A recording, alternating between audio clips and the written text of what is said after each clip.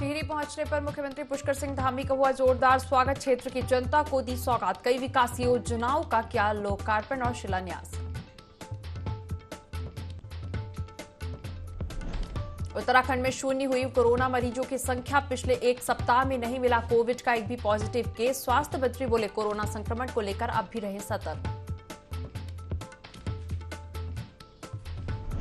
उत्तरकाशी के स्थापना दिवस पर रेणुका देवी मंदिर परिसर में 5 दिवसीय विकास सांस्कृतिक मेले का हुआ आगाज। टिहरी सांसद माला राज्य लक्ष्मी शाह ने किया शुभारंभ। स्थानीय संस्कृति और परंपरा से होंगे लोग रूबरू। और डीएम सौरभ गहरवार की पहल सीएचसी चौंड लंबगांव में लगेगी अल्ट्रासाउंड मशीन। 60,000 से अधिक की आबादी वाले क्षेत्र को मिलेगा लाभ।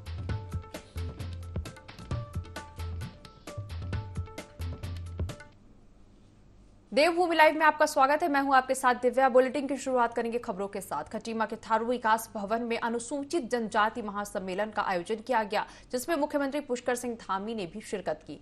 इस बीच उन्होंने सभा को संबोधित करते हुए कहा कि जनजातीय समाज का राष्ट्र निर्माण में बड़ा योगदान है। बाबा साहेब भीमराव अंबेडकर ने दलित और वनवासी समाज के लिए अस्तित्व, अस्मिता और आत्मनिर्भरता का जो मंत्र दिया था, उसका संपूर्ण देश में प्रधानमंत्री नरेंद्र मोदी के नेतृत्व में पालन किया जा रहा है। साथ ही कहा कि हमारी डबल इंजन की सरकार का मानना है कि जनजातीय समाज का मजबूत और आत्मनिर्भर बनना हमारे देश और प्रदेश की उन्नति के लिए परम आवश्यक है। उन्होंने कहा कि देश में स्वतंत्रता संग्राम में जनजातीय समाज के योगदान को भुलाया नहीं जा सकता।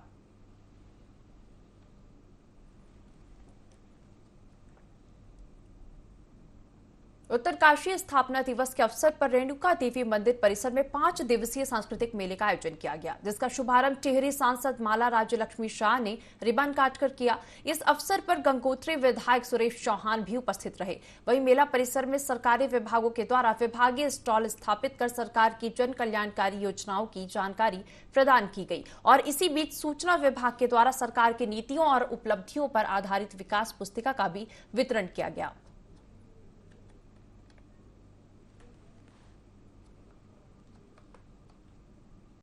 को जो आज हमारा 64वां स्थापना दिवस है, उसकी बहुत बहुत बधाई शुभकामनाएं देता हूं। आज यहां पर मां रेणुका का जो मेला कई वर्ष मतलब लगभग 8-10 वर्षों से लगभग ये लोग जो है इस मेले को यहां पर इसका आयोजन करते हैं। भव्य और दिव्य ये मेला जो यहां पर मनाया जाता है। आज हमारे बीच हमारी माननीय सांसद भी यहां पर।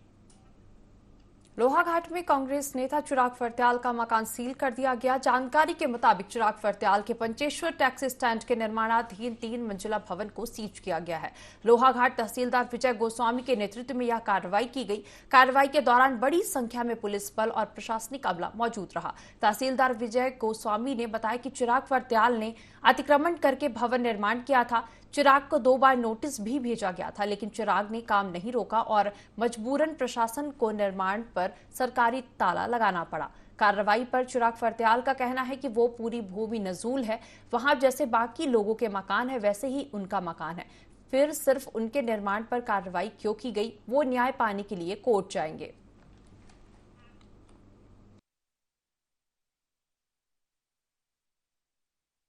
अधिकारी महोदय लोहाघाट के आदेश पर आज अतिक्रमणकर्ता चिराग फर्त्याल का यह निर्माणाधीन भवन सीज किया गया है।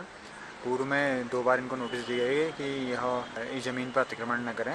इनके 2 बार नोटिस देने के बाद इनके द्वारा काम नहीं रोका जा रहा था। काम नहीं रोकने के कारण वर्तमान में आज आदेश के अनुपालन में इस निर्माणाधीन भवन को सीज कर दिया गया है, चूँकि इससे भविष्य में निर्माण न हो, अग्रिम कार्रवाई की जाएगी। जिस प्रकार से मैंने आने वाले 2013 से कांग्रेस पार्टी को लोहाघाट में खड़ा करने का काम किया, तो उसी चीज का ये सबक मुझे मिल रहा है। अगर मैं किसी की दलाली करता, किसी नेता की, किसी की चमचागिरी करता, तो आज मुझे ऐसी चीजें देखने को नहीं मिलती। आप देख रहे होंगे अगल बगल में, देखिए यहाँ सारे मकान नजूल में बने हुए हैं। इसके खिलाफ मैं कल कोर्ट में जाऊंगा। 2-3 साल से मेरा मकान बना हुआ है, किराएदार रह रहे हैं इसमें, बिजली का कनेक्शन भी है मेरे पास और पहले से भी 1 मंजिला मकान बना हुआ था इसमें। और आज मेरे किराएदारों को भी खाली करवा दिया गया है, सील की कार्रवाई की गई है। दूरस्थ गांव की थेंग पहाड़ियों में कल देर शाम आग लग गई। आग इतनी भीषण थी कि पास में स्थित नंदा देवी नेशनल पार्क प्रबंधन की मुश्किलें बढ़ गईं। वन कर्मियों ने ग्रामीणों की मदद से आग पर काबू पाने के प्रयास किए। वहीं 6 घंटे की कड़ी मशक्कत के बाद आग पर काबू पा लिया गया। बता दें कि आग हरे भरे जंगलों तक नहीं पहुंची, जिससे किसी प्रकार की वन हानि नहीं हुई। आपको बता दें कि वन संपदा सहित जीव जंतुओं की सुरक्षा के लिए लगातार जागरूकता फैलाई जा रही है। साथ ही ब्लॉक स्तर पर वन अग्नि प्रबंधन समिति का गठन भी किया गया है।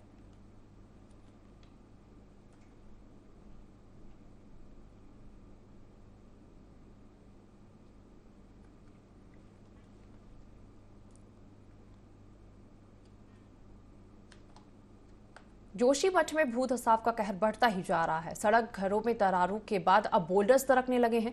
घरों के ऊपर बोल्डर्स के गिरने का खतरा मंडराने लगा है। सिंघधार वार्ड के बाद अब सुनील वार्ड में भी खेतों के आसपास बोल्डर्स के नीचे जमीन दरक रहे हैं, जिससे स्थानीय लोगों की चिंता बढ़ने लगी है। करीब 16 परिवारों के मकानों पर संकट मंडराने लगा है। ग्रामीणों ने प्रशासन से मदद की गुहार लगाई और जल्द से जल्द बोल्डर को गिरने से रोकने के लिए कदम उठाने की मांग की। हमार मकान में होना पत्थर रात में भी रात दिन से मुश्किल हुआ यू डर मुनि सब रात तो कह जाना हम कह चमार जगह हो बोलता अब बेले भी दौड़ पड़ी भीतर भी दौड़ पड़ी सर भीतर तड़का बढ़ के वहीं में तो अगर ये बोल्डर यहाँ से नीचे आता है, जिस कारण ये भूतसाव चल रहा है अभी जोशीमठ में, और उसकी वजह से 1-2 साल पहले ये बोल्डर भी उसमें है, लेकिन अभी तक कोई भी शासन प्रशासन यहाँ पे नहीं आया है। आज पहली बार कोई न्यूज़ रिपोर्टर यहाँ पे आए हैं और यहाँ पे 10-15 परिवार हैं जो उसके नीचे से रहते हैं। उससे तो काफ़ी खतरा है हम लोगों को और इसका अभी तक कोई उपाय नहीं हुआ है। हम सरकार से यही चाहते हैं कि जल्द से जल्द इसका कोई उपाय करे। 12-13 परिवार लोग रहते हैं, तो बरसात में तो यहाँ बहुत ज्यादा खतरा रहता है। जैसे जब अत्यधिक बारिश हो जाती है तो जिससे मिट्टी धंसने लगती है। मतलब हालांकि 1-2 साल पहले तो कुछ भी नहीं था, अब तो बहुत बड़ा पूरा नीचे जमीन धंस चुकी है, मकानों पे पूरे दरारें आ चुकी है। जैसे जुलाई अगस्त के टाइम पे यहाँ लोग काफी डरे से रहते हैं, सारे अपने घर में मतलब डर के रहते हैं। लोहाघाट में 3 दिवसीय बाल विज्ञान मेले का आयोजन किया गया, जिसमें हिमवत संस्था ने जीआईसी लोहाघाट और सरस्वती ज्ञान विद्यालय के छात्र छात्राओं को विज्ञान मॉडल बनाने का प्रशिक्षण दिया। वहीं समापन समारोह में बाल वैज्ञानिकों ने विज्ञान से संबंधित शानदार मॉडल बनाए, जिस पर कार्यक्रम के मुख्य अतिथि पीटीए अध्यक्ष मोहन चंद्र पाटनी, एसएमसी अध्यक्ष मनोहर करायत, प्रधानाचार्य श्याम चौबे और शिक्षकों ने मॉडलों का निरीक्षण कर उनकी पीठ थपथपाई।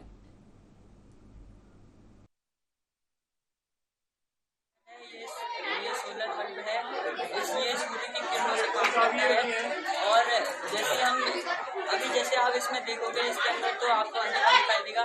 जैसे हम इसके ऊपर का ढक्कन खोलेंगे तो इसमें उजाला हो जाएगा और पूरे घर पर रोशनी मिल जाएगी।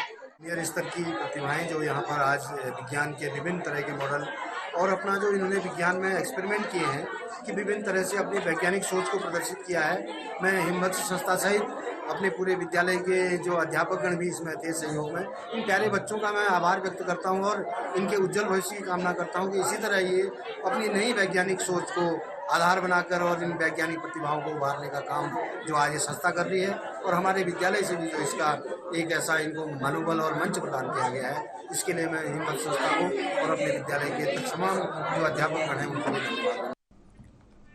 हल्द्वानी में लगातार मिल रही अतिक्रमण की शिकायत पर प्रशासनिक अमला तेजी से काम कर रहा है। लोगों की शिकायत पर प्रशासनिक टीम तत्काल अतिक्रमण ध्वस्त की कार्रवाई कर रही है, जिससे अतिक्रमणकारियों में हड़कंप मचा हुआ है। इसी क्रम में बनभूलपुरा के लाइन नंबर 12 पर भैंस पालने की शिकायत पर टीम वहां पहुंची और त्वरित कार्रवाई करते हुए टीम शेड ध्वस्त कर भूमि खाली करवाई। वहीं नगर आयुक्त पंकज उपाध्याय ने बताया कि सार्वजनिक भूमि को संवारने का कार्य किया जाएगा, जिससे यह आम जनता के काम आ सके।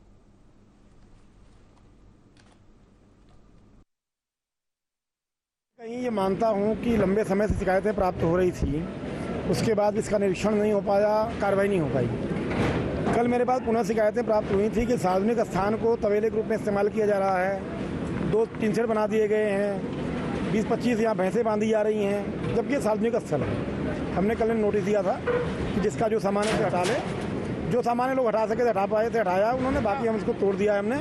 मलबा साफ कर रहे हैं, पूरा क्लीन करके चूना डाल करके मैं इसको ऐसा बनाने का प्रयास कर रहा हूँ ताकि यहाँ के क्षेत्र की जनता इसका सार्वजनिक हित में उपयोग कर सके। लाइन नंबर 12 में जैसा कि आप देख रहे हैं, सार्वजनिक प्रयोग की भूमि थी जिस पर अतिक्रमण किया गया था, उसको नगर निगम की टीम के द्वारा यहाँ हटाया गया है और इस भूमि का उपयोग जो यहाँ के लोग जो निवास कर रहे हैं वो उनके उपयोगार्थ इसको क्लीन किया जा रहा है। और आप लोग के चैनल के माध्यम से मैं अपील भी करना चाहूँगी कि जहाँ भी सार्वजनिक प्रयोग की भूमि है, जो सरकारी भूमि पे है, उस पर कोई जो है अतिक्रमण मत करें और वो सभी लोग मिलकर उसको अपने प्रयोजनार्थ यूज़ करें। हरिद्वार में सरकारी जमीनों पर भूमाफिया का कब्जा लगातार जारी है। सरकार की नजरअंदाजी के कारण करोड़ों की सरकारी जमीन भूमाफिया की जागीर बनती जा रही है। मौजूदा मामला रोशनाबाद स्टेडियम के सामने पड़े भूखंड का है, जिस पर भूमाफिया ने पक्के निर्माण शुरू कर दिए हैं। सरकार की नजरअंदाजी के कारण उक्त जमीन पर दुकानों से लेकर रेस्टोरेंट तक सब कुछ बनकर तैयार है। मामले पर पहले भी शिकायत की गई थी, लेकिन प्रशासन ने कुछ दुकानें और दरवाजे तोड़कर इतिश्री कर ली। इस संबंध में जब एसडीएम पूर्ण सिंह राणा से बात की गई तो उनका कहना है कि मामला संज्ञान में आया है, 2 दिन में इस पर कार्रवाई की जाएगी। में एक ड्राइव स्टार्ट किया गया है और कंटिन्यू इंक्रोचमेंट रिमूव किया जा रहा है और आपके द्वारा जो स्टेडियम के सामने जो एरिया पॉइंट आउट किया जा रहा है तो उसको इमीडिएटली चेक करने के लिए पटवारी को डायरेक्शन दे दिए गए हैं और ये क्लियर मैसेज है कि इंक्रोचमेंट किसी भी तरीके से बर्दाश्त नहीं किया जाएगा और उसको प्रायोरिटी से हटाया जाएगा। कि आपके द्वारा कौन सा एरिया आइडेंटिफाई किया जा रहा है तो उसको चेक करवाया जाएगा, बट ये क्लियर है कि इंक्रोचमेंट बिल्कुल भी नहीं टॉलरेट किया। कोटद्वार के ऑडिटोरियम में परिवहन विभाग और गढ़वाल मोटर यूनियन की ओर से प्रशिक्षण कार्यक्रम आयोजित किया गया, जिसमें वाहन चालकों को प्रशिक्षण दिया गया। आपातकालीन स्थिति में लोगों को की जान कैसे बचाई जाए, इसे लेकर ट्रेनिंग दी गई। सीपीआर देने को लेकर भी प्रशिक्षण दिया गया, जिससे संसाधनों के अभाव में भी लोगों की जान बचाई जा सके। सभी प्रशिक्षण लेने वाले वाहन चालकों को प्रमाण पत्र भी बांटे गए। सुरक्षा के तहत हमारे यहाँ पे फर्स्ट रिस्पॉन्डर के रूप में क्षेत्र अंतर्गत जितने भी वाहन चालक हैं, विभिन्न यूनियंस हैं, ट्रक यूनियंस, बस unions, auto unions, e rickshaw चालक, उन सभी को प्रशिक्षण दिया गया है कि किस प्रकार से वो किसी आकस्मिक परिस्थिति में, आपातकालीन स्थिति में किस तरीके से बिना संसाधनों के अभाव में कैसे लोगों की जान बचाने में एक अहम भूमिका अदा कर सकते हैं, उसके बारे में उन्हें प्रशिक्षण प्रदान किया गया।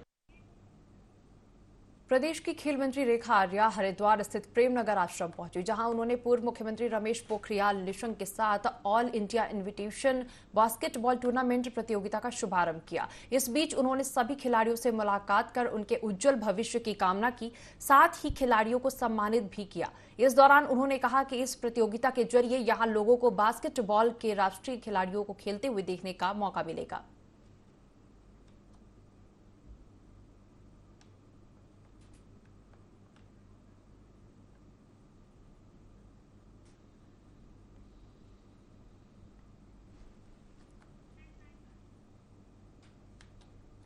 पिछले 3 सालों से कोरोना वायरस के खौफ में जी रहे प्रदेशवासियों को बड़ी राहत मिली है। प्रदेश में 100% कोरोना वायरस खत्म हो गया है। पिछले कुछ दिनों से राज्य में कोरोना वायरस का कोई भी मामला सामने नहीं आया है। ऐसे में राज्य में कोरोना वायरस पूरी तरह से खत्म हो गया है, जिसके स्वास्थ्य मंत्री धन सिंह रावत ने प्रधानमंत्री नरेंद्र मोदी और मुख्यमंत्री पुष्कर सिंह धामी का आभार व्यक्त किया। उन्होंने कहा कि प्रधानमंत्री के मार्गदर्शन में राज्यवासियों को वैक्सीन की पहली डोज 100% लगी और दूसरी डोज भी 100% लोगों को लगाई गई, जबकि प्रिकॉशन डोज 30% से ज्यादा लोगों को लगाई गई, जिसके चलते यह परिणाम आया है।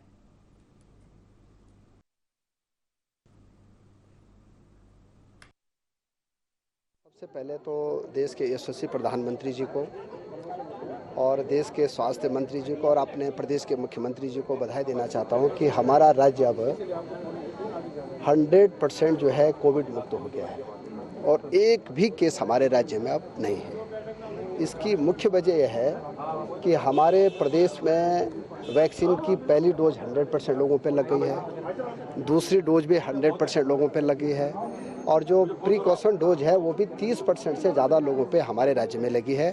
और मैं ये कह सकता हूँ कि कोविड मैनेजमेंट में जितना काम देश के प्रधानमंत्री जी ने किया है, हमारे मुख्यमंत्री जी ने किया है, हमारी सरकार ने किया है, अन्य देशों को और राज्यों को भी इसकी जो है वो सीख लेनी चाहिए।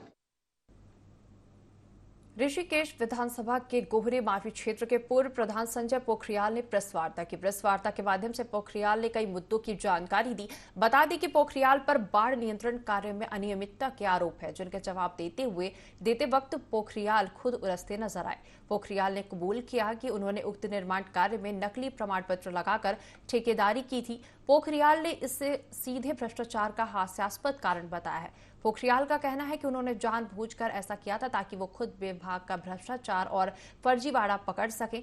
सिंचाई विभाग के एसडीओ अनुभव नौटियाल का कहना है कि निर्माण कार्य में आरोप लगाने वाला व्यक्ति स्वयं नकली प्रमाण पत्र लगाकर ठेकेदारी कर चुका है और दोषी भी पाया जा चुका है। जांच कमेटी ने निर्माण कार्य को सही पाया है, बावजूद ऐसा क्यों किया जा रहा है, उनकी मंशा मालूम नहीं। सिंचाई विभाग में जो अधीक्षण अभियंता सिंचाई कार्यमंडल देहरादून है, ये ई टेंडर के फर्जीवाड़े हैं, फर्जीवाड़े से ई टेंडर निकाल रहे हैं। जो लगातार जो योजनाएं आ रही है, इन्होंने क्या कर दिया कि सिंचाई विभाग के अधीक्षण अभियंता, ये आदिशासी अभियंता और एसडीओ, इन लोगों ने एक फर्जीवाड़ा करके वहां पर जो है पुराने ब्लॉकों को जो है नाप करके उसमें जो है फर्जीवाड़ा किया है। डायवर्जन के नाम पे जो है वहां फर्जीवाड़ा हो रखा है। जो प्री मानसून का पैसा है उसके ब्लॉक भी नाप दिए गए हैं। जो वहां पर दैविक आपदा का पैसा है उसमें भी जो है नाप दिया गया। मतलब जो है वहां पर इतना बड़ा भ्रष्टाचार हो रखा है कि वहां के स्थानीय जनप्रतिनिधि खुद इनके साथ ठेकेदारी कर रहे हैं और वो उसके बाद जो है इनके इशारों पे काम कर रहे हैं। अगर जो आवाज उठाता है उनके खिलाफ जो बहुत बड़े षड्यंत्र रचे जाए। फिलहाल तो जो है आदिशासी अभियंता, एसडीओ सिंचाई विभाग ऋषिकेश और आपके अधीक्षण अभियंता सिंचाई कार्यमंडल देहरादून, इनको हटा करके पहले वहां पर जो उसके बाद वहां पर जो है एक जो है कमेटी बने, एक्सपर्ट कमेटी के माध्यम से जांच कराई जाए। जेईई और एई भर्ती परीक्षा लीक मामले में एसआईटी को बड़ी सफलता मिली है। एसआईटी की टीम ने 3 आरोपियों को गिरफ्तार किया है, जिनमें से एक आरोपी पर 50,000 का इनाम घोषित है। एसआईटी को आरोपी के खाते में 13,41,000 रुपए की रकम भी मिली है, जिसे फ्रीज करवा दिया गया है। मंगलौर में किराए के कमरे में अभ्यर्थियों को पेपर उपलब्ध कराता था। इसके एवज में उसने अभ्यर्थियों से मोटी रकम वसूल की थी।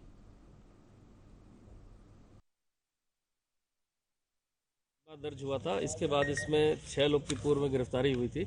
इसमें 3 लोग अभी वांटेड चल रहे थे, जिसमें जो मेन इसकी कड़ी है जिस पर इनाम भी घोषित हो रखा है, 50,000 का इनाम आईजी गढ़वाल महोदय द्वारा किया गया। उसमें एक अभियुक्त अनुराग पांडे जो मूल रूप से बलिया का निवासी और संजीव चतुर्वेदी का रिलेटिव भी है और उसकी गिरफ्तारी की गई है, जिसमें 50,000 का इनाम था। उसके जो उसने अवैध धन इसे इस परीक्षाओं के माध्यम से मिला, 13,41,000 का जो हिसाब अभी इसके अकाउंट से हमें मिल गया है और बाकी भी काफ़ी सारी जानकारी मिली है जो उससे पूछताछ में जिसमें आगे काम किया जा रहा है। इसके साथ ही साथ इस परीक्षा में उदलहेड़ी लक्सर क्षेत्र में एक मकान में जहां पर नकल कराई गई थी, उससे संबंधित एक विशु जो है मंगलौर क्षेत्र का रहने वाला, और विशु ने खुद भी परीक्षा दी थी। साथ ही साथ उसके अन्य भी कुछ लोग जानने वाले थे जिनको उसने परीक्षाएं वहाँ पर मतलब प्रश्न पत्रों को पढ़वाया था। तो इससे 1 लाख रुपये और अवनीश से जो है 2 लाख रुपये जो उसको मिले थे वो बरामद किए गए हैं। कुछ शैक्षिक दस्तावेज और अन्य कागजात भी मिले हैं जो इस परीक्षा से इंगित इसमें मतलब उसके साक्ष्यों के रूप में मिले हैं। तो तीनों को न्यायालय में पेश करके पेश किया जा रहा है। हरिद्वार की सिटकुल पुलिस ने अंधे कत्ल का खुलासा कर दिया है। जानकारी के मुताबिक सिटकुल के हॉकी स्टेडियम के पास एक अज्ञात युवक का शव मिला था, जिसकी पहचान श्रवण कुमार हिम्मतपुर निवासी के रूप में हुई थी। मृतक के परिजनों ने अज्ञात आरोपी पर हत्या का मुकदमा भी दर्ज करवाया था, जिसके बाद पुलिस ने हत्या का खुलासा करते हुए बताया कि आरोपी पालू ने शराब की लत पूरी करने के लिए मृतक से पैसे मांगे थे और युवक के इनकार करने पर पत्थर से वार कर उसकी हत्या कर दी। साथ ही युवक के पास से 7,000 रुपए भी लूट लिए। पुलिस ने आरोपी पर हत्या समेत लूट की धाराओं के तहत मामला दर्ज कर कार्रवाई शुरू कर दी है।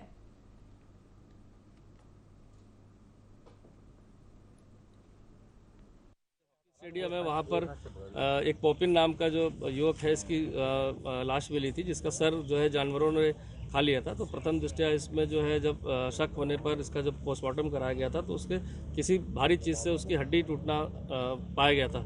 तो इस पर ही हत्या की आशंका पर जो है इसमें मुकदमा जो है तहरीर आई थी, इस पर मुकदमा 302 में दर्ज किया गया। साथ ही साथ इससे पता चला कि लास्ट एक इसका मित्र है जो उसके घर पे अक्सर आया करता था, रविंदर जिसका नाम है, और वो उसके साथ शाम को गया हुआ था। तब से रविंदर लगातार फरार चल रहा था, जिसकी तलाश पुलिस कर रही थी। पुलिस ने जब उसको पकड़ा तो पूछताछ उसने बताया कि इसको जानकारी थी कि पोपिन जो है अपने पास हमेशा 5-7 हज़ार 10,000 रुपये कैश रखता है और घर पर नहीं रखता, और वो नशे की हालत में उसको लालच जाग गया और उसने एक जब देखा सुनसान जगह पर, तो वहाँ पर उसको ईंट से उसके सर पे वार कर दिया और पैसे लेकर उसके भाग गया। उसमें से करीब 3200 रुपये भी पुलिस ने बरामद कर लिया है। बाकी अक्यूज को जो है न्यायालय में पेश किया गया। प्रदेश में सरकार ने नकल विरोधी कानून लागू किया है। स्थानीय भाजपा नेता जिसकी लगातार तारीफ कर रहे हैं। युवा भाजपा भी रैली निकालकर भाजपा सरकार की युवा हितैषी बता रही है। भाजपा के प्रदेश प्रवक्ता विनोद सुयाल ने कहा कि केंद्र और प्रदेश की भाजपा सरकार हर वर्ग का ध्यान रखते हुए विकास कर रही है। इस कानून से नकल माफियाओं पर अंकुश लगेगा। वहीं बेरोजगारों के आंदोलन पर कहा कि कांग्रेस अपने राजनीतिक लाभ के लिए युवाओं के कंधे पर बंदूक रखकर चला रही है। वहीं पेपर लीक मामले में कहा कि सीबीआई जांच की जरूरत पड़ी तो सीबीआई जांच करवाई जाएगी।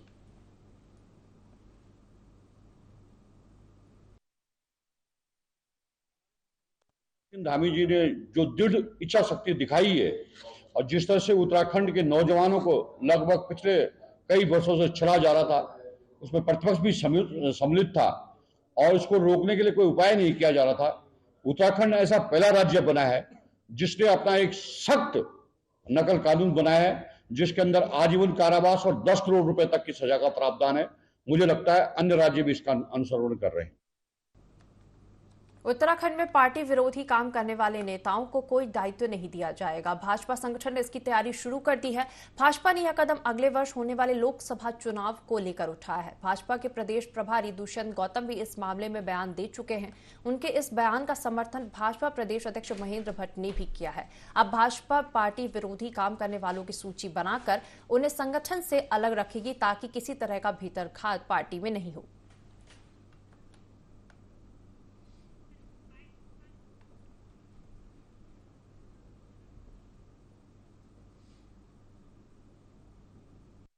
पार्टी विरोधी काम में सम्मिलित हो, बीजेपी का तो दायित्व मिलता नहीं। पार्टी के कार्यकर्ता लंबे समय जो काम कर रहे हैं उसका सब डिस्कशन होगा और काफी चर्चा हो चुका है। माननीय प्रभारी से हमारी बैठक होने वाली है, उसके बाद माननीय के साथ बैठेंगे, मुख्यमंत्री के साथ बैठेंगे। इस बुलेटिन में फिलहाल इतना ही। आप बने रहिए IND 24 के साथ।